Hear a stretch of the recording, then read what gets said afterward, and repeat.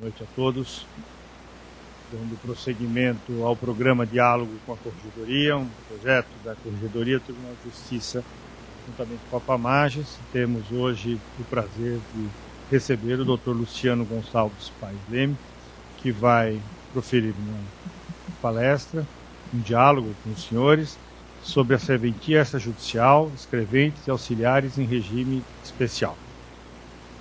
Não precisamos mais nos alongar, já desde logo passo a palavra ao Dr. Luciano para que assim se manifeste.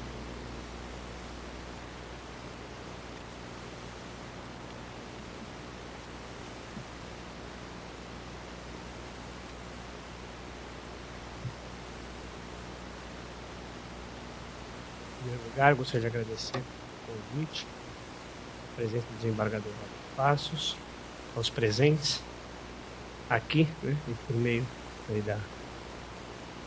do site da Pamages.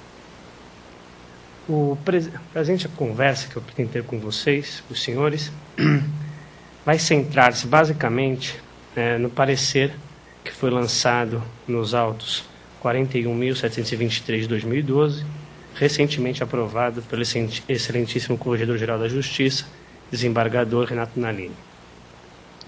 Todos nós aqui sabemos, a Constituição de 88 introduziu uma profunda transformação nos serviços notariais e de registros, identificados atualmente, como já reiteradas vezes falado pelo desembargador Ricardo Dipp, pelo binômio tensivo existente entre a função pública desempenhada pelos notários e oficiais de registro e o seu exercício em caráter privado.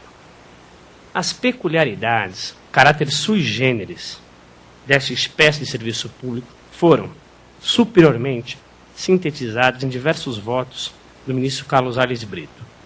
Citarei 4 dessas peculiaridades.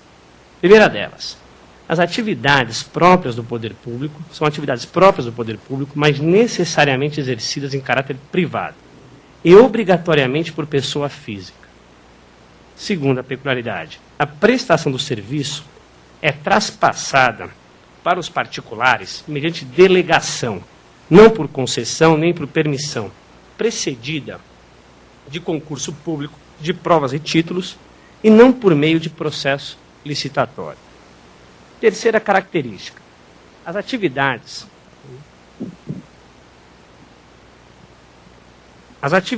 notariais de registro são fiscalizadas pelo Poder Judiciário e não pelo Poder Executivo.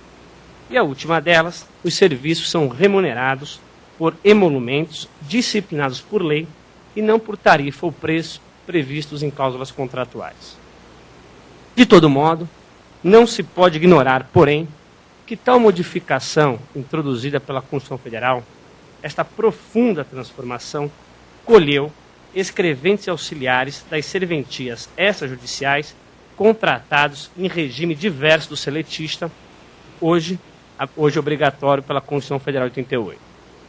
Tampouco se pode desprezar que muitos deles, ou seja, escreventes e auxiliares em regime especial, a despeito da oportunidade aberta pela Lei 8.935 de 94, não acederam ao regime seletista e autorizados por uma regra de transição prevista no parágrafo 2º do artigo 48 da Lei 8.935 de 94, optaram por permanecer ligados ao regime especial, híbrido, lastreado em normas estaduais, resoluções do Tribunal de Justiça de São Paulo e provimentos da Corregedoria-Geral da Justiça. Por fim, muito menos cabe desconsiderar que eles, escreventes e auxiliares não optantes, quando do início da atividade notarial ou de registro, por notários e registradores aprovados em concurso público, foram, não pela maioria, é oportuno e conveniente assinalar, mas foram, por alguns, esquecidos, eufemisticamente afirmando. Ou mais claramente, foram desencarnados nas serventias extrajudiciais sem qualquer formalidade. Literalmente, fecharam-se as portas para eles. Ficaram no limbo, tais como os zumbis. Então, como se a opção pelo regime especial equivalesse a um pecado original, a negar-lhes consideração por quem de direito. Ficar em situação de incerteza jurídica, em estado de indefinição. Ficaram sem saber para quem reclamar, a quem recorrer, mormente para regularizar suas situações funcionais e perseguir benefícios ligados à carteira de previdência das serventias notariais de registro. Daí a necessidade da intervenção desta Corregedoria Geral da Justiça em questão com nítido color social, humanitário, salientado pelo nosso corregedor e justificada, ademais, por suas próprias atribuições da Corregedoria, voltadas não apenas, mas também à fiscalização dos serviços notariais de registro, à sua regulação e ao supervisionamento de sua regularidade e continuidade. E, de fato, tais atribuições podem abranger a relação estabelecida entre os titulares e os prepostos em regime especial. Além disso, a legitimidade desta intervenção da Corregedoria se avulta quando valorado que o tempo de serviço dos escreventes e auxiliares não optantes em regime especial das serventias extrajudiciais não oficializadas é mormente para fins previdenciários, para fins de pagamentos pelo IPESP, Instituto de Pagamentos Especiais de São Paulo. Esse tempo de serviço é atestado por certidão expedida pela Corregedoria Geral da Justiça. Atualmente, por força da Lei 10.393 de 1970, com redação determinada pela Lei número 14.016 de 2010. Antes disso, já o era pelo Decreto Estadual número 19.365 de 50 e por outros diplomas estaduais, até que se culminou com a promulgação da já citada Lei 10.393 de 1970. Ainda a respeito à legitimidade dessa intervenção da Corregedoria, cabe acentuar que os escreventes e os auxiliares não optantes têm a faculdade, mesmo depois de dispensados, de permanecerem como participantes facultativos da carteira de previdência. Podem continuar vinculados à tal carteira, visando ao recebimento dos benefícios previstos na Lei 10.393 de 1970. Mas, para isso, dependem da formalização da dispensa e da certidão de contagem de tempo expedida pela Corregedoria Geral da Justiça, que, portanto, depende da formalização da dispensa. Logo, inequivocamente, há respaldo para a regulação da questão dos já chamados zumbis, simbolicamente chamados zumbis. No entanto, antes de definir a quem cabe formalizar e comunicar a dispensa à Corregedoria Geral da Justiça, é premissa básica estabelecer se a dispensa pode ser imotivada, o que leva ao tratamento da estabilidade dos escreventes e auxiliares em regime especial.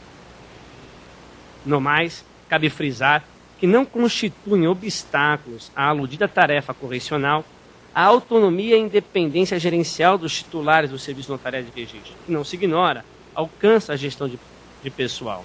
A função pública desempenhada, a necessidade de resguardar a regularidade e a continuidade do Serviço Notarial de Registro são razões suficientes a legitimar e justificar tal intervenção. Tampouco, ademais, impede esta intervenção, mas antes, na realidade, a impele a precariedade e a insuficiência da regra de transição plasmada na Lei 8.935 de 1994. Vamos assim tratar agora da estabilidade dos escreventes auxiliares das serventias extrajudiciais não oficializadas antes da Carta de 88. No período republicano da nossa história, a primeira lei a tratar sobre organização judiciária no Estado de São Paulo foi a Lei Estadual número 18 de 1891, que com poucas alterações manteve o Decreto 9.420 de 1855. De acordo com tal lei, os escreventes, e aqui incluídos os escreventes das serventias extrajudiciais, exerciam função pública, mas não titularizavam cargos, eram remunerados pelos titulares das serventias de justiça e podiam ser livre e imotivadamente dispensados, ou seja, não tinham estabilidade. Posteriormente, com o Decreto Estadual número 5.129 de 31, que insinuou pela primeira vez um plano de carreira, e falando inclusive em cargos, a situação não se alterou. Os escreventes continuaram remunerados pelos titulares das serventias e passíveis de livre e imotivada exoneração. Na realidade, apenas com a Carta Constitucional de 34, assegurou-se estabilidade aos funcionários públicos, mesmo registro para aqueles que não foram nomeados em razão de concurso público, independentemente da forma de pagamento, ou seja, ainda que remunerados pelos titulares da serventia e não pelos cofres públicos. O artigo 169 da Carta de 34 assegurava a estes funcionários públicos não remunerados pelo Estado e não nomeados em razão de concurso público estabilidade após 10 anos de efetivo serviço. E tal situação persistiu depois com a Carta de 37 e mais tarde com a Carta Constitucional de 46. Tal carta, aliás, reduziu o prazo para esses funcionários públicos de 10 para 5 anos como pressuposto para o alcance da estabilidade. Sob a égide dessas três últimas cartas constitucionais, a Lei Estadual 819 de 50 introduziu, agora em termos expressos, a carreira dos servidores da Justiça, composta por serventuários, aquela época e até a Carta de 67 ainda vitalícios, e também pelos escreventes habilitados dos cartórios do Estado de São Paulo, não estipendiados pelos cofres públicos. Todavia, com a Carta Constitucional 67, que preservou, diga-se, a estabilidade daqueles que já a tinham conquistado até 15 de março de 67, pôs-se fim à estabilidade dos escreventes habilitados, pois não nomeados mediante concurso público, doravante exigido como pressuposto da estabilidade ao lado do efetivo exercício por 2 anos. Basta conferir os artigos 99 e 106 de tal Carta Constitucional. Indubitavelmente, a Carta 67, apesar da sua raiz autoritária, de seu colorido arbitrário, introduziu o verdadeiro preceito moralizante, isonômico, consagrador do princípio da acessibilidade dos cargos públicos aos nacionais. Por sua vez, hoje, também é possível dizer que a situação se manteve inalterada com a Emenda Constitucional número 1 de 69. A situação inaugurada pela Carta de 67 permaneceu alterada, mesmo depois desta emenda. Hoje, sim, é possível, penso, afirmar com tranquilidade. Contudo, é certo que a parte final do parágrafo 1º do artigo 97 da Carta Constitucional de 67, com a redação da emenda número 1, deu margem para interpretações em descompasso com o postulado democrático. De fato, permitiu compreensões no sentido de que os entes da Federação, União, Estados, municípios, poderiam, por lei, dispensar irrestritamente, de maneira geral, a realização de concurso público de provas e títulos como condição para a estabilidade dos servidores públicos. Tal interpretação acabou não vingando. Recentemente, o STF, ao julgar agravo regimental no recurso extraordinário número 199.649, relator ministro Joaquim Barbosa, confirmou o entendimento atual da Corte Constitucional, segundo a qual a regra geral que impõe o concurso público, a regra geral que impunha o concurso público, poderia ser excepcionada por lei, seja federal, estadual, municipal, apenas para cargos cujas atribuições tornassem não recomendável a disputa, somente para cargos de natureza especial, nos quais nucleados atribuições singulares tecnicamente especializadas. E certamente os escreventes auxiliares, seja das serventias dessas judiciais, seja das judiciais, não desempenham atribuições singulares tecnicamente especializadas. Todavia, a compreensão atual do dispositivo contido no parágrafo 1º do artigo 97 da Constituição Federal de 67 nem sempre foi essa. Em artigo doutrinário, o ministro Gilmar Mendes, ao tratar do princípio do concurso público na jurisprudência do STF, acentuou os momentos em que a exceção constitucional foi interpretada com maior largueza pela Corte Constitucional, ou seja, admitindo que a União, os Estados e os municípios, sem as restrições atinentes à natureza do cargo, previssem o acesso ao cargo público independentemente de concurso público.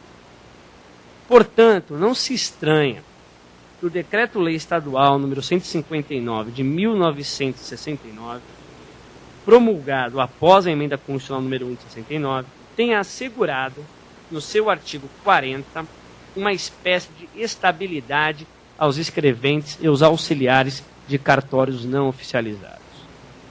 Tal artigo faz menção expressa ao Código Judiciário de 69, no seu parágrafo único, no parágrafo único do artigo 33, dispunha: os escreventes e auxiliares dos cartórios não oficializados que contem, no mínimo, 5 anos de exercício no mesmo cartório só poderão ser dispensados por motivo de sensível diminuição da renda serventia ou em razão de falta grave devidamente comprovada perante o juiz corregedor permanente do cartório. Seguramente, tal regra introduziu uma espécie de estabilidade aos escreventes e aos auxiliares de serventias extrajudiciais. Só poderiam ser delas desligados se provada sensível diminuição de renda ou, em caso de falta grave, precedida de processo administrativo onde é assegurado o contraditório e a ampla defesa. Tal regra, do parágrafo único do artigo 233, além de recepcionada pelo Decreto-Lei 159 de 69, foi repetida, foi acolhida pelas resoluções número 1 de 71 e número 2 de 76, ambas do Tribunal de Justiça de São Paulo, e também pelos provimentos da Corregedoria-Geral da Justiça, números 1 de 82 e 14 de 91.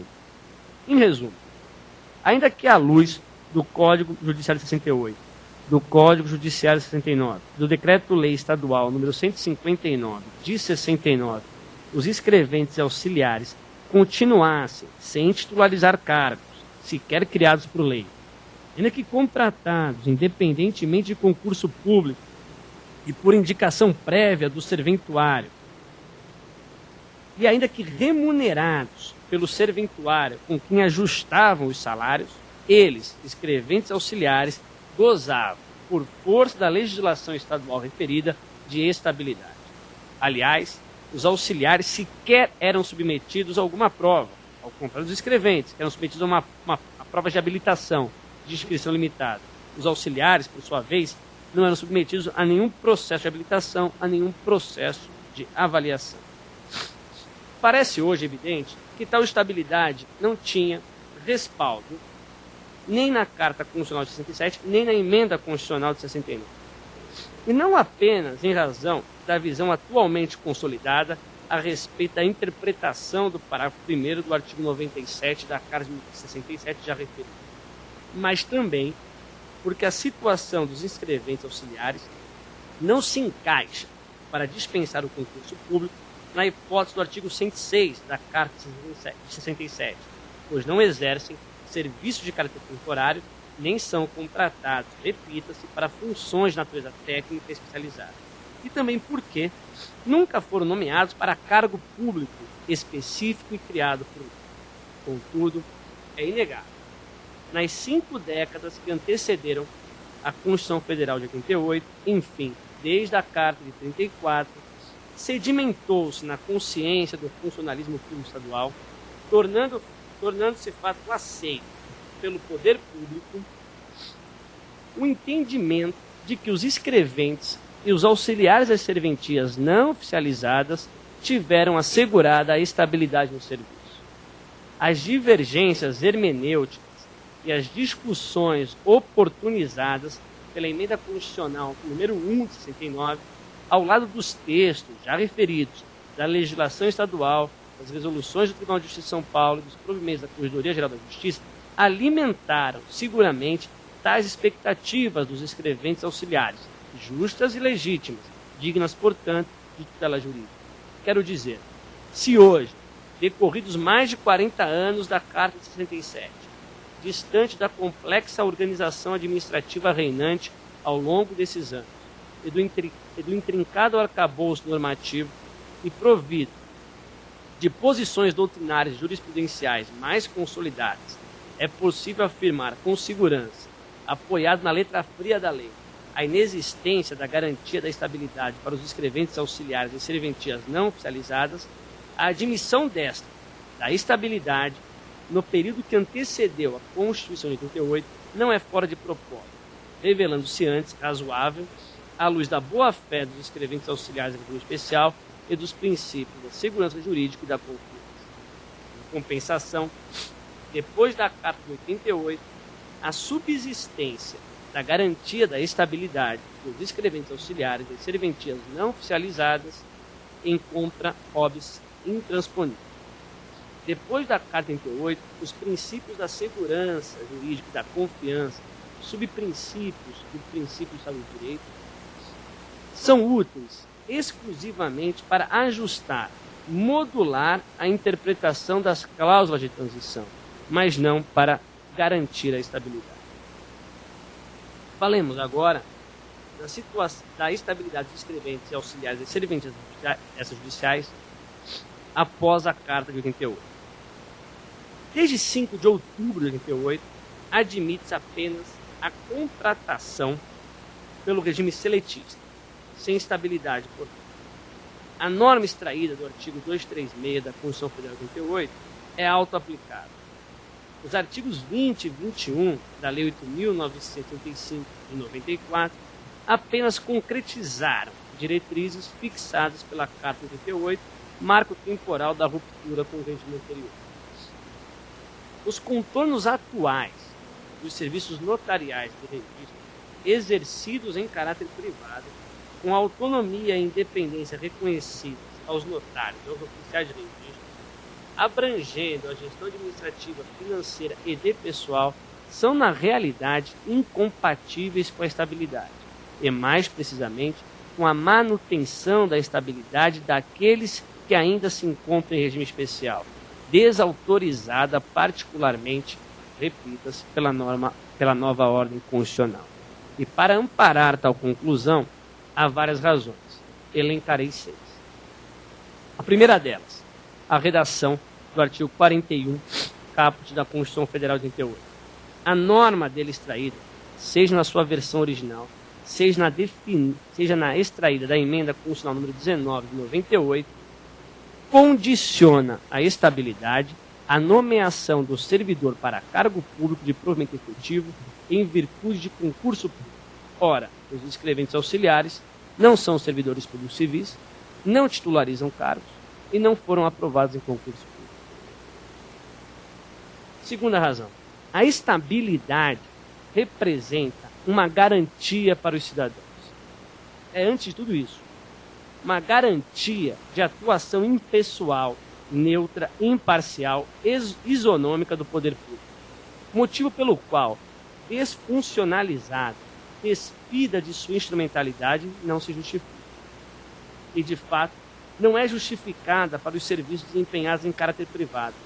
Não tem utilidade para os serviços extrajudiciais. É incoerente, de fato, com o desenho jurídico contemporâneo dos serviços notariais de registro. Como garantia, então, não sobrevive sem o interesse que protegia, não há como reconhecer a estabilidade. Terceira razão.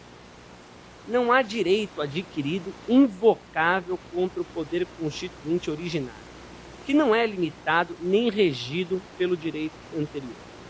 Embora seja necessário respeitar os valores radicados na consciência jurídica da comunidade, as concepções socioculturais da sociedade, os valores cultivados pela sociedade, sob pena de ineficácia do ato constituinte, e também respeitar limitações impostas, seja pelo direito natural para alguns, ou pelos direitos humanos universalmente reconhecidos para outros, o poder constituinte não está limitado pelo direito pré-existente. Aliás, para citar 2 julgados, o Supremo, na ação direta de inconstitucionalidade número 248-1, relator ministro Celso de Mello, e na ação direta de inconstitucionalidade número 3.105, relativo para acordo do ministro César Peluso, alinharam-se a este entendimento. Aliás, neste último julgamento, ficou sinalizada a inexistência, ficou confirmado, né, na jurisprudência do STF, a inexistência de direito adquirido a certo regime jurídico. Neste último julgamento, da ação de direito de inconstitucionalidade 3.105, foi apreciada a constitucionalidade da emenda constitucional número 41 de 2003.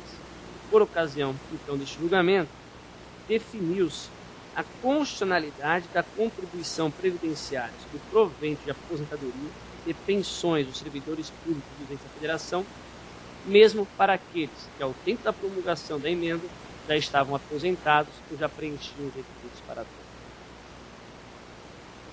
Quarta razão para não reconhecer a estabilidade à luz da nova Constituição se encontra na redação do artigo 19 do ato das disposições constitucionais transitórias da Constituição de 88. Ora, a norma extraída dessa regra transitória não favorece os escreventes e os auxiliares de regime especial. Ora, repita-se, não são servidores públicos civis, não titularizam cargos, não ocupam empregos públicos, tampouco são remunerados pelos cofres públicos. Ora, não há como encaixá-los na situação do artigo 19 do ato das disposições constitucionais transitórias da Carta de 88. Foram induvidosamente privados da estabilidade extraordinária, excepcional, na linha, ademais, de precedentes do STF, do STJ e do nosso Tribunal de Justiça. Agora, ainda que a partir de uma interpretação setorial, restrita, privada de uma visão do todo, fosse admitida a subsunção da situação dos auxiliares e escreventes de regime especial à regra transitória do artigo 19 do ato das disposições constitucionais transitórias, era o caso de reconhecer a ineficácia desta para os prepostos em regime especial, à luz do exame das normas constitucionais do corpo permanente da Carta 88. Ora, volto a afirmar, não há possibilidade de compatibilidade entre a estabilidade e a nova tessitura dos serviços notariais do regime. Ademais, essa admissibilidade do reconhecimento da ineficácia de uma norma constitucional lançada nos atos das disposições constitucionais transitórias foi afirmada em artigo doutrinário pela ministra Carmen Lúcia, que sustentou, por um lado, a impossibilidade de reconhecer a inconstitucionalidade de uma norma lançada no corpo constitucional, mas, por outro lado, admitiu a possibilidade de declarar a ineficácia dessa norma constante de regra transitória ser incompatível com norma constitucional constante do corpo permanente da Constituição. Como último argumento para afastar a estabilidade, mesmo daqueles que foram admitidos antes da Carta de 88 e optaram por permanecer vinculados ao regime especial, cabe sustentar e afirmar, portanto, que aos notários e oficiais de registro que em nome próprio respondem pela qualidade e pela eficiência do serviço e pelos atos de seus prepostos, a eles deve ser resguardado, por coerência lógica, sistêmica e em prestígio da autonomia e independência gerencial, a faculdade de dispensar os prepostos imotivadamente. Não há sentido em reconhecer que respondem por ato de seus prepostos e, ao mesmo tempo, privá-los da dispensa, ainda que motivada, daqueles por quem não nutrem mais confiança ou com quem mantém qualquer tipo de incompatibilidade. E assim, a respeito do regime jurídico dos escreventes auxiliares de regime especial, conclui. No âmbito do Estado de São Paulo, os escreventes, os auxiliares de investidura estatutária ou em regime especial, que deixaram de optar pela transformação do seu regime jurídico, assim não acedendo à legislação trabalhista, são regidos nos termos do parágrafo 2º do artigo 48 da Lei 8.935 de 94, ou pela Lei 10.261 de 68, do Estatuto dos Funcionários Públicos do Estado de São Paulo, ou, penso eu, mais acerto, pelas normas editadas pelo Tribunal de Justiça de São Paulo, naquilo, no entanto, que não afrontaram o sistema introduzido pela Constituição de 88 e, portanto, sem estabilidade. Aqui em São Paulo, hoje, na minha compreensão, vigora o provimento da Corregedoria Geral de Justiça número 14 de 91, cuja força normativa não restou afetada nem pela Lei 8.935 de 94, aliás, é indiretamente por ela referida, tampouco teve a sua força normativa afetada pelo provimento da Corregedoria Geral da Justiça número 5 de 96, que não trata da situação dos não ocupantes. Ademais, o artigo 2º deste provimento, quando se refere à revogação de provimentos anteriores a respeito do assunto, não tem o condão de extirpar do ordenamento jurídico o provimento da Corregedoria Geral da Justiça número 14 de 91. Se fosse admitido solução diversa, estaríamos admitindo que um provimento, ainda que por via reflexa, estaria indo ao encontro de uma lei federal, esvaziando, por conseguinte, a regra de transição prevista no artigo 48 da Lei 8.965 de 93. Agora, oportunizada a dispensa imotivada daqueles em regime especial pelos notários oficiais de registro, livre, portanto, de processo administrativo, independentemente assim, de falta funcional ou de queda de rendimento da serventia, impõe, por outro lado, atribuir aos oficiais de registro e aos notários a obrigação de formalização e comunicação da dispensa dos zumbis à Corregedoria Geral da Justiça. Caso, mesmo antes do início da atividade notarial de registro, ou seja, entre a investidura e tal início da atividade notarial de registro, dispense ou adotem um comportamento concludente nesse sentido, sinalizando a dispensa daqueles em regime especial, não os aceitando, os notários e registradores têm a obrigação de formalizarem a dispensa, comunicando-a à Corregedoria Geral da Justiça. Sem ela, aliás, não será possível a expedição da certidão antes aludida de contagem do tempo, sem a qual, ademais, não é franqueado aos escreventes auxiliares de regime especial o acesso aos benefícios da carteira de previdência e das serventias notariais de registro. Justifico esse entendimento. Ora, quando da escolha, quando da investidura dos serviços notariais de registro pelos oficiais notários, os oficiais de registro pelos notários, tais escreventes auxiliares em regime especial continuavam vinculados à serventia extrajudicial, executando os serviços que eles competiam. Por outro lado, os interinos que antecederam os notários e oficiais de registro aprovados em concurso não dispunham de plena autonomia e independência gerencial. Atuavam em confiança do poder público e, além disso, sem razão relevante de ordem funcional ou econômica, não podiam dispensar os prepostos em regime especial a bem da regularidade e continuidade dos serviços. Por sua vez, a dispensa também não cabe ao Estado.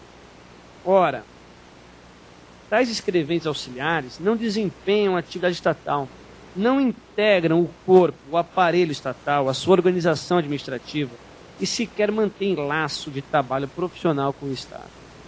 Estão presos, na verdade, à serventia extrajudicial, às unidades extrajudiciais, aos cartórios. A propósito, as unidades extrajudiciais, os cartórios, as serventias extrajudiciais não foram eliminadas pela Constituição Federal de 88. Não foram eliminadas pela nova estrutura dos serviços notariais de registro. Malgrado desprovidas de personalidade jurídica e sem equiparação com os órgãos públicos, prosseguem elas, cartórios, unidades, tabelionatos, serventias judiciais, nucleando, concentrando os serviços notariais de registro. São referidas, aliás, com diferentes nomes já citados, tanto pela Constituição Federal de 88, como pela Lei 8.935 de 94, como pela Lei de Protesto, e inclusive pelo Código Civil, que em diversas passagens se refere a cartórios de imóveis, a cartórios de título de mais a mais, e aqui penso um pouco mais significativo, o Supremo Tribunal Federal, ao julgar a ação direta de inconstitucionalidade 2.415, recentemente, ano passado, em 2011, o relator ministro Aires Brito referiu-se expressamente às serventias extrajudiciais, às unidades de serviço notarial e de registro, ao decidir que apenas por lei formal, lei em sentido estrito, elas poderiam ser criadas, modificadas ou extintas. Em síntese, as circunstâncias dos escreventes e dos auxiliares não sujeitos ao regime seletista estarem e permanecerem após a carta de 88 vinculados ao cartório, à serventia extrajudicial ou aos serviços notariais de registro, como queiram, não sofreu abalo algum diante da nova ordem jurídica fundante. A ligação com as unidades extrajudiciais subsiste para eles, inclusive à vista da regra de transição do artigo 48 da Lei 8.935 de 94, estatuída e agora interpretada, penso eu, em harmonia com os princípios da segurança jurídica e da confiança, ambos radicados no corpo constitucional. E vale lembrar o que já foi dito: se ambos os princípios não se prestam a resguardar a estabilidade dos escreventes auxiliares em regime especial, por outro lado, são relevantes, importantes para modular, ajustar a interpretação da retransição. Já foi dito, foi redigido em termos precários a exigir a atuação mais intensa do intérprete. Por isso, remodelados os serviços notariais de registro, os notários e oficiais de registro que, investidos em tais serviços, desconsideraram, ignoraram ou dispensaram informalmente os escreventes e os auxiliares estatutários de regime especial, então atrelados à serventia que concentra os serviços titularizados, têm a obrigação, insisto, de formalizar o desligamento e, ato contínuo, comunicar à Corregedoria Geral da Justiça. Assim como os novos, que, doravante, ingressarem na atividade notarial de registro, terão igualmente, caso não queiram aceitar os escreventes e auxiliares do regime especial, terão a obrigação de formalizar para o dispensa.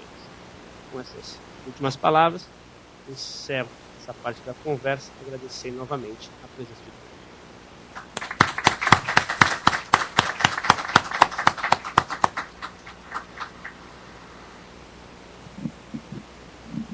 Cumprimentando o doutor Luciano pela aula, eu que não entendo nada do assunto, confesso que fiquei aqui bastante entretido e realmente aprendi muito com as suas palavras. E acredito que os presentes aproveitaram muito mais, dado o interesse direto que possuem no assunto. Então, passando agora a nossa segundo momento da nossa palestra, nosso encontro, franqueei a palavra aos senhores para quem desejar fazer perguntas ao Dr. Luciano.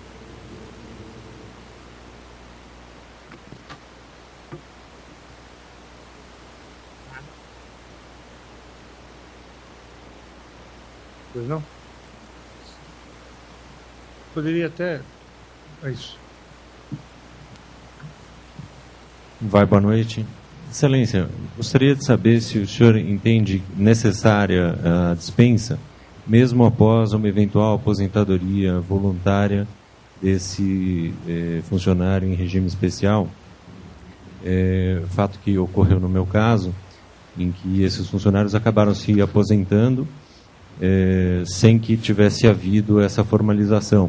E agora me parece talvez incompatível, em razão da aposentadoria, formalizar uma dispensa que talvez já se tenha esvaziado pela ocorrência da aposentadoria. Essa aposentadoria foi por qual regime? Pelo regime especial, através do IPESP por aposentadoria voluntária. Isso.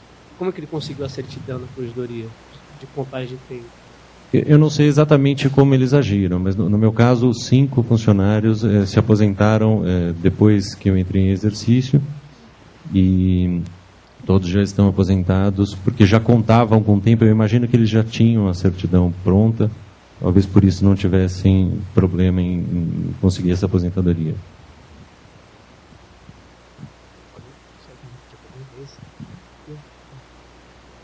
Olha, eu não sei como para ele entrar com o pedido no IPESP, pelo que eu tive a informação, a gente dispensava uma certidão da Corregedoria Geral de Justiça de contagem de tempo. Sem a dispensa, sem a formalização da dispensa, não há como expedir a certidão. Não se sabe quando se encerrou, até quando ele efetivamente desempenhou suas funções na serventia judicial. E aqui vê esse caso em especial, não sei, mas agora em abstrato, tirando o caso específico, eu penso que deveria ser regularizada a situação ainda perante a corregedoria. Se ele, quando o senhor ingressou, deu início à atividade notária de registro, não aceitou como escrevente, como colaborador dos serviços judiciais, a situação deles ficou indefinida. Quem os dispensou, quando que encerrou a atividade deles, o desempenho das atividades dele. Então, acredito que caberia sim ao senhor ainda, inclusive à luz do parecer aprovado pelo Corregedor Geral da Justiça, formalizar essa dispensa, até para que nós tenhamos a data em que se encerrou o tempo de efetivo serviço dele perante a serventia judicial, que agora o senhor titulariza. Obrigado, Excelência. Então, temos uma pergunta que nos foi encaminhada pelo senhor Cláudio Marçal Freire, tabelião de protesto. Então, eu vou passar. Como a questão é um pouco longa, então, mais fácil que já seja lida pelo palestrante.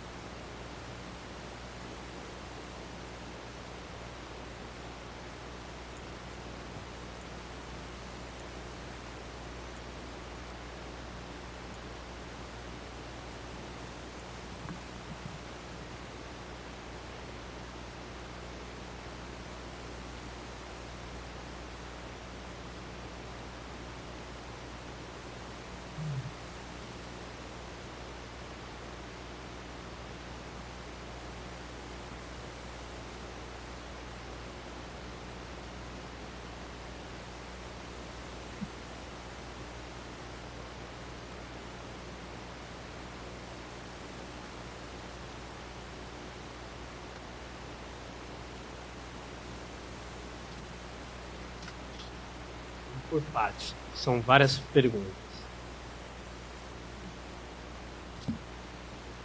O tabelião Cláudio Marçal, em primeiro lugar,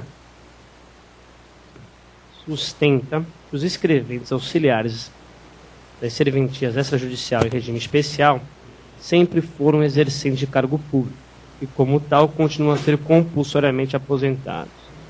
Em primeiro lugar, acho que tudo que eu já disse, creio que a legislação atual e pretérita não autoriza tal conclusão. Eles não são ocupantes de cargo público, jamais o foram, jamais foi criado um cargo por lei específico para ser titularizado por escreventes auxiliares.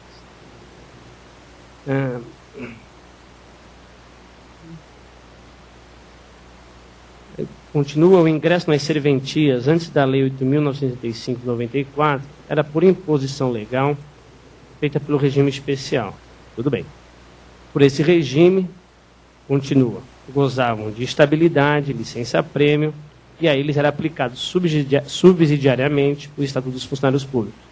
Com relação à estabilidade, já tratei ao longo da nossa conversa, creio que apenas o princípio da confiança, o princípio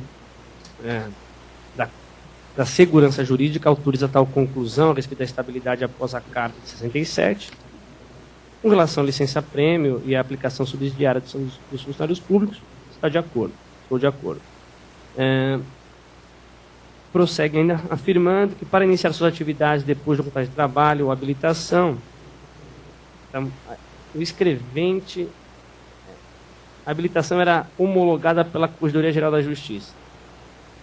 o fato de ser homologada pela Corregedoria, na verdade era referendada pela Corregedoria, não autoriza a conclusão de que eles eram ocupantes de cargo público e muito menos que gozavam de estabilidade.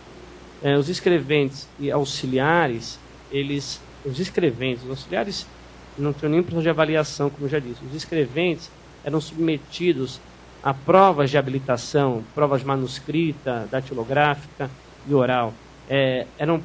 Além disso, a inscrição para a submissão à prova era limitada, dependia de uma indicação do serventuário, ou seja, o acesso não era público. Então, primeiro, não havia concurso público, o acesso não era público, não havia cargo público, não eram remunerados pelo Estado, sim pelo serventuário. A remuneração era definida pelo serventuário, ou seja, por aquele que dirigia a serventia extrajudicial não oficializada, de modo que o fato da prova ser realizada pelo Poder Judiciário e a contratação ser homologada pela Corregedoria Geral de Justiça, por si, não autoriza a conclusão no sentido da estabilidade e muito menos do vínculo desses escreventes auxiliares com o Estado.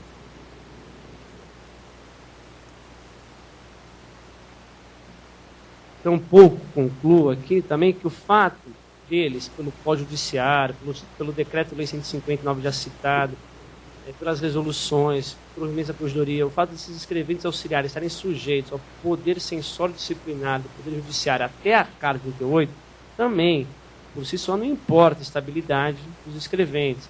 A estabilidade está associada ao modo de ingresso, ao modo de nomeação, meio de concurso público, para cargo público, criado por lei, um cargo específico, não titularizado, repita-se, pelos escreventes auxiliares em regime especial. Como ficariam as punições impostas pelo Poder Judiciário a esses funcionários? Ficariam como estão, né?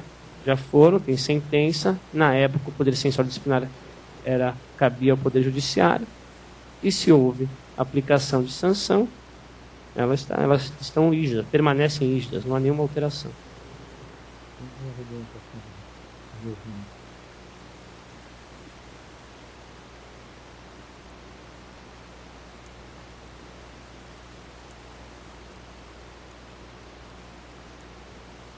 Não é uma afirmação. O tabelião Cláudio Marçal afirma que o STF já decidiu que o vínculo previdenciário nada tem a ver com o vínculo empregatício, logo o aposentado continua com direito ao vínculo empregatício.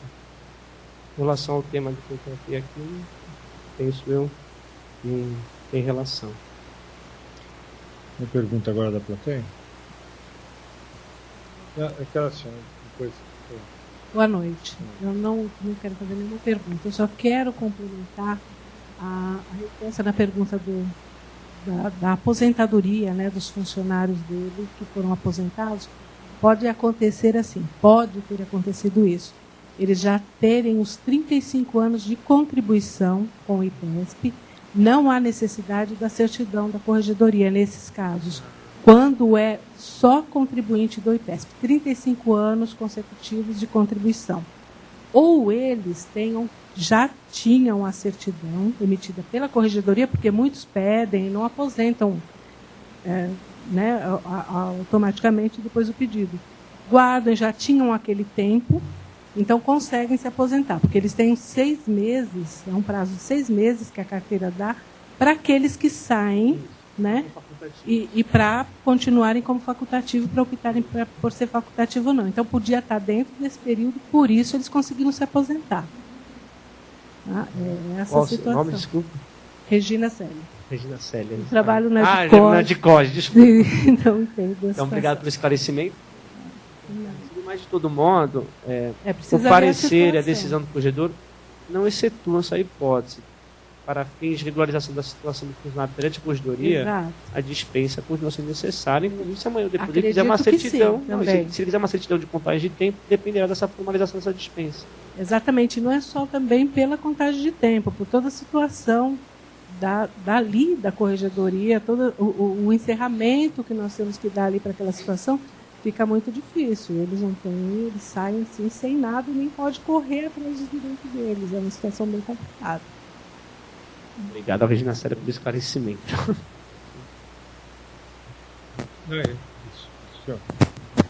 Excelência, refletindo aqui sobre tudo que foi explanado, considerando alguns aspectos. Só os nomes do senhor, desculpa. Desculpa. Meu nome é Antônio Pádua. A natureza por si só usa do tempo para fazer as devidas adequações. Né? E considerando a respeitável referência a tratar-se de uma adequação baseada no aspecto social e humanitário, será que essa adequação não veio acelerar aquilo que o tempo por si só iria alcançar, que é a extinção de toda uma classe prestes a se aposentar, cujo lapso de tempo que poderia estender a dar oportunidade que alcançasse esse objetivo, que é ter o seu direito, que é o da aposentadoria? Será que essa adequação não apenas acelerou esse processo de extinção de toda a classe? Não, acho que não. Porque existem, por exemplo, mais de 300 serventias vagas.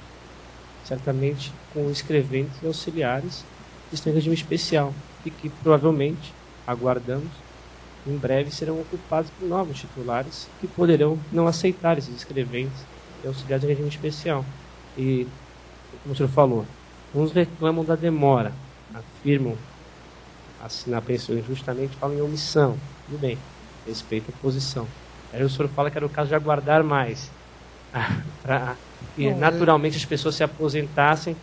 De fato, a carteira de previdência é uma carteira hoje, a carteira de previdência do Serviço Nacional de Registro é uma carteira em extinção, declarada por lei, isso pela lei 10.393 de 70, com a redação dada, agora esqueci o nome da lei, de 2010, né?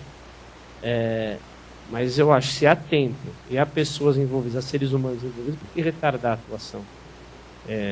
Só uma primeira contagem, a solução beneficia uma centena de pessoas. Penso que podem haver muito mais pessoas beneficiadas.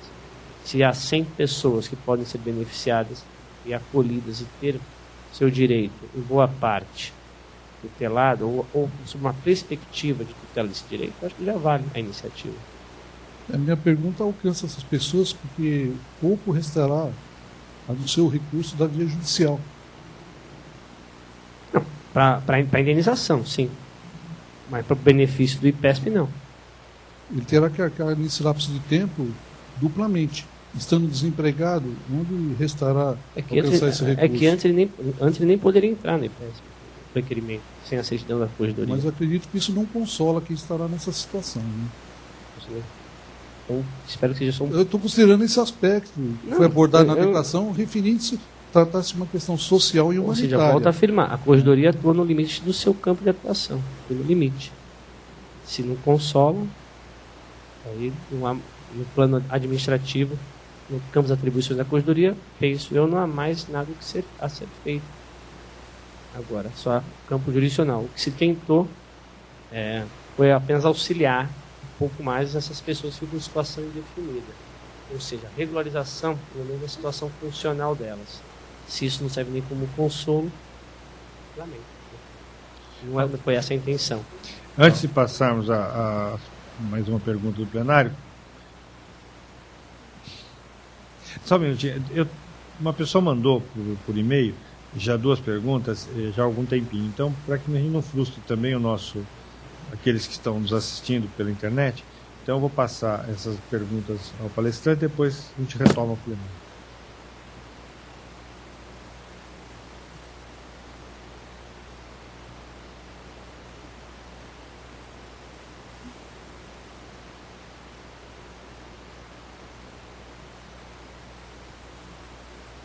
São 2 perguntas do mesmo advogado Dr. Eric Berg Leopoldo.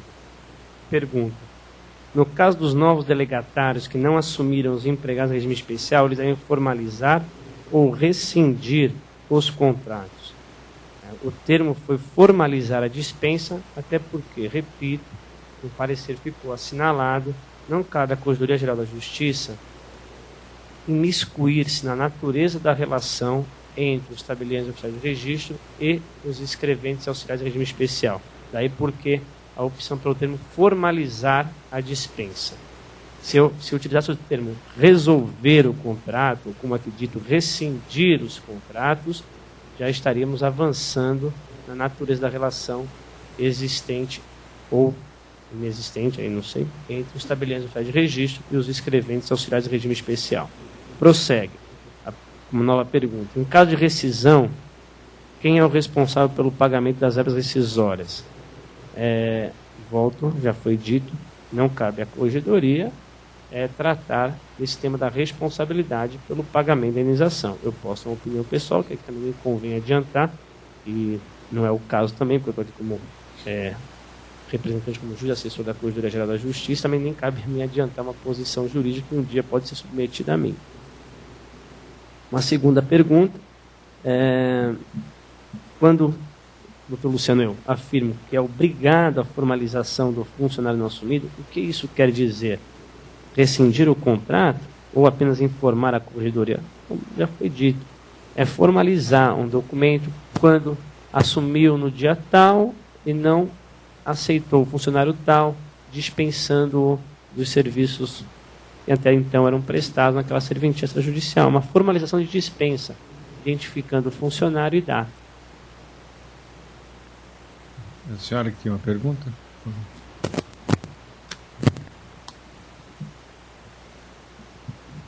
Boa noite. Boa noite.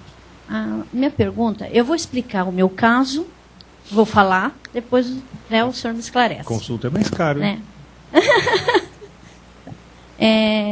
Em 85, eu fui admitida numa serventia.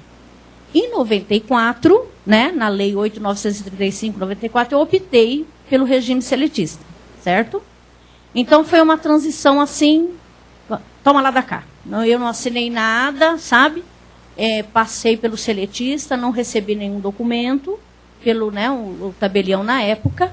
Você não formalizou a opção. Assinou alguma coisa, né? Tinha que formalizar uma opção. O silêncio ficava no regime antigo. E a opção era sempre uma positiva. Eu não tenho nenhum documento. Não foi passado para mim nenhum documento na época. Então, agora eu já tenho, eu fiz já os meus anos já para aposentar. Eu dei entrada, meu tabelião encaminhou os documentos para o IPESP, tudo. Eu já recebi uma certidão do IPESP. Contribuição. Dei entrada no INSS, que eu fui instruída a isso. No INSS, eles me pediram uma certidão de tempo de serviço. É essa que é da corregedoria, é isso? Do tempo que a senhora estava sob regime especial? Essa certidão. Então, agora a minha pergunta. O tabelião, hoje, ele tem que formalizar uma dispensa do ano de 85 até 94 para que eu possa conseguir essa certidão? Não. Ele quer uma certidão do... A senhora está cadastrada lá na DICOG, ele está sendo nome lá, escrevente, tal. No período de tal a tal, em regime especial, no período de tal a tal, pelo regime seletista. Regina Célia, você pode... Como sairia essa certidão?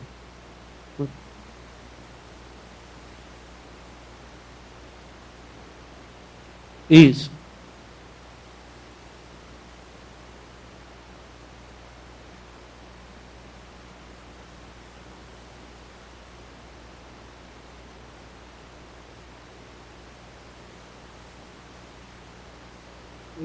Tem que fazer esse requerimento lá na DICOG.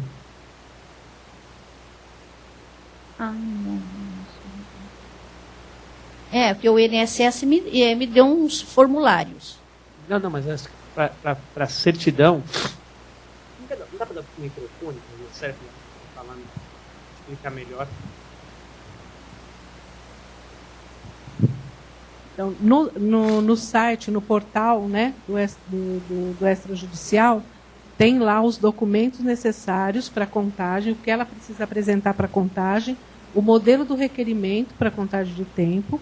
Você entra com o pedido, a certidão vai ser expedida e essa certidão vai contar esse tempo todo que você vai averbar no INSS. E essa de posse da nossa certidão vai apresentar no INSS para averbar no seu tempo a partir de 94 para cá. Então, ele vai ser incluído, o seu tempo de serviço. Você não perdeu. Vai contar, normalmente. Só que eles só aceitam a nossa certidão. Não adianta ir com uma certidão lá da unidade ou uma certidão da corregedoria, aqui no caso, registros públicos, ou da corregedoria permanente, da comarca, que eles não aceitam. Tem que ser a certidão da corregedoria geral. no modelo específico. Entra no site do portal que tem a documentação necessária, o requerimento, como tem que pedir, endereço. Você mesmo, não precisa ser através de advogado, nada, você mesmo. Faz o requerimento, assina, junta os documentos necessários, apresenta, pode apresentar, mandar pelo correio, sem problema. Está respondido? Salvou me, Regina Célia. Obrigado novamente. Vou chamá-la para a mesa. Veja, nós estamos adiantando no horário, então mais uma pergunta e depois nós encerraremos. Boa noite. Boa noite. Seu nome? É Janice. E uma pergunta, né? Eu trabalho já fazem 33 anos num tabelião. E nós tivemos que pagar 5 anos, ou melhor, nós estamos pagando já há 3 anos, né, Toninho? Você que está mais ao par, né? 3 anos essa nova carteira para que nós pudéssemos nos aposentar. Então a gente paga isso. Só 3 anos? Não, são 5. Nós pagamos 3, pagamos 2, falta 3 anos. Dessa nova serventia. Porque eu estou lá no cartório já fazem 33 anos. Então eu tenho que pagar mais um tempo. Você está 33 anos na mesma serventia? Na mesma serventia.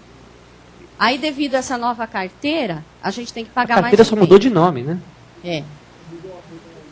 A regra... Não, mas eu... É uma diferença que a gente tem. Mas a minha pergunta não é nem isso. É assim, quando eu completar esse tempo, eu só pego uma certidão da corregedoria para eu me aposentar? Porque o meu tempo é só lá nesse cartório. Olha, eu, de fato, não saberia responder. Só, o que eu poderia afirmar é que o tempo de efetivo exercício é comprovado por certidão da corregedoria. Agora, se essa certidão bastará, não sei, doutor Zé Carlos, o senhor poderia responder? Lógico. Tem um microfone para o doutor Carlos Alves? Vamos só ouvir, até para eu aprender também, que eu não... Hoje, o servidor dos cartórios extrajudiciais, pela nova lei 14.016,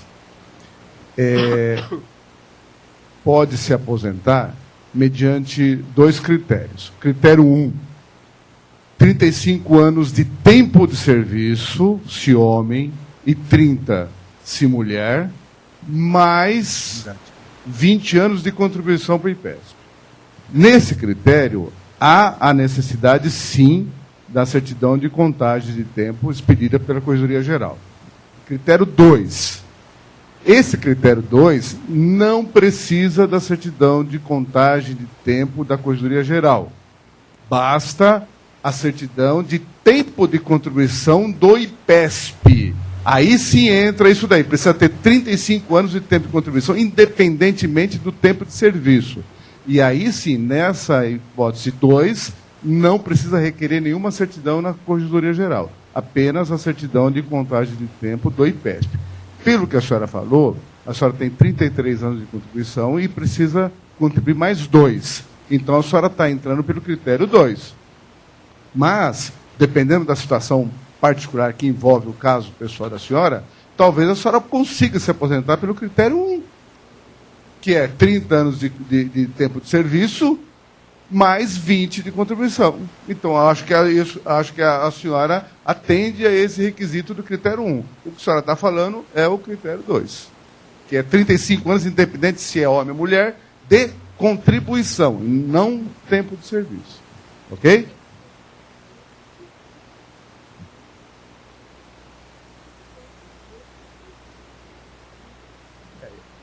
Ok.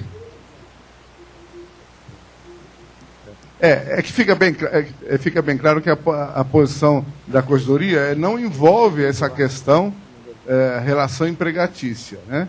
Então, a indenização é aspecto judicial.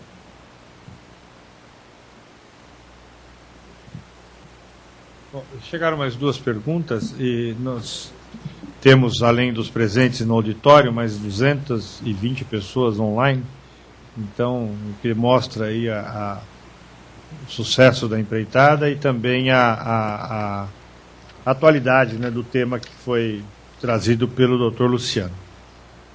Foram apresentadas mais duas perguntas, não sei se o Dr. Luciano vai responder.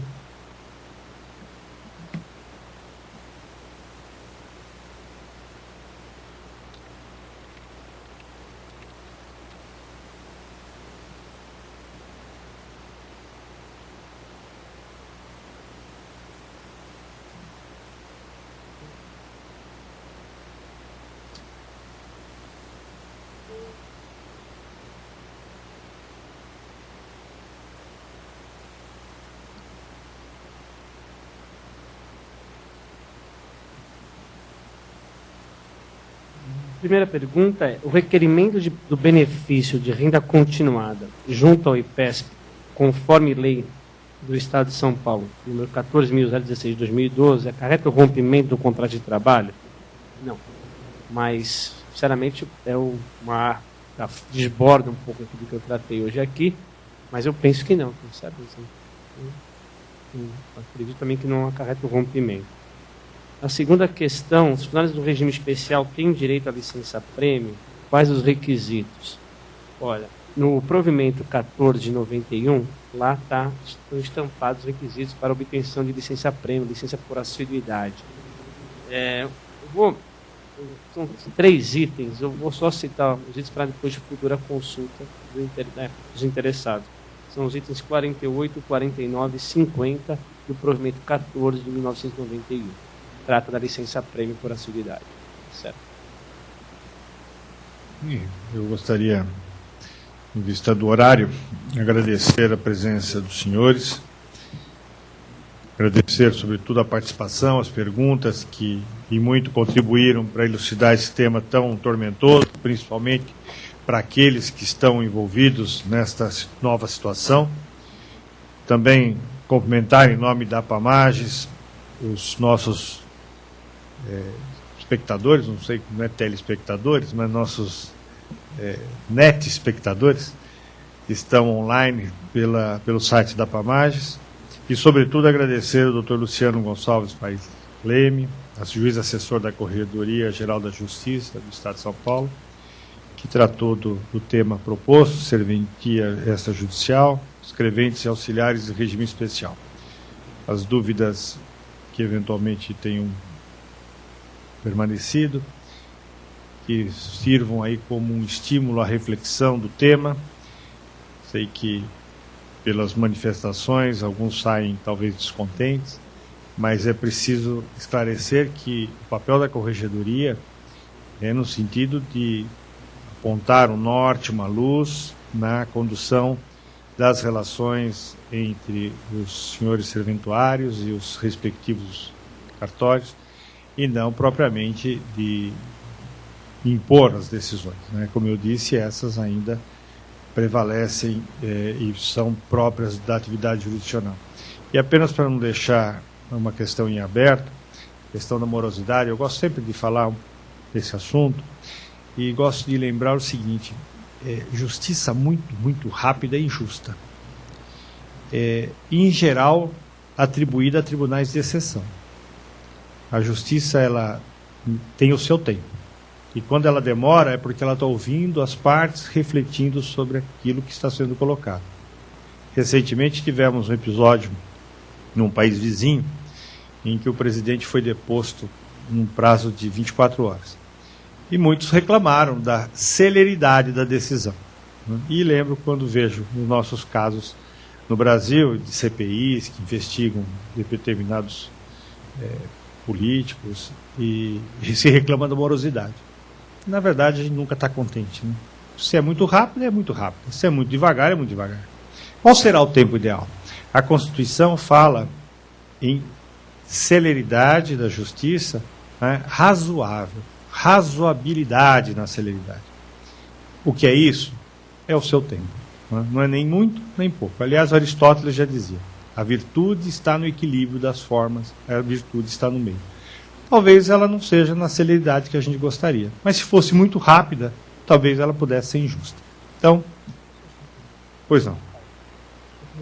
Evito o meu nervosismo, cometi uma falta e não fiz alguns agradecimentos especiais. Em primeiro lugar, ao coordenador da equipe do Judicial, Dr. Gustavo, ao doutor Ricardo Scaff, também daqui da Corregedoria, a doutora Maria de Fátima, também da Corregedoria, a doutora Maria Fernanda, e aos meus colegas, o doutor Carlos Henrique André Lisboa e ao doutor Suaray, que eu tenho a grata satisfação de tê-los aqui me prestigiando, assim como todos vocês e os funcionários da DICOGE, serventuários, tabeliães, oficiais de registro e escreventes auxiliares. Foi uma falta que cometi no início da minha exposição, que volto a afirmar debito ao meu nervosismo e à falta de costume de falar em público. Então, muito obrigado e boa noite. Então pode se acostumando pelo sucesso que foi a sua palestra, será requisitado outras vezes. Muito obrigado pela presença de todos, está encerrada a nossa sessão de hoje.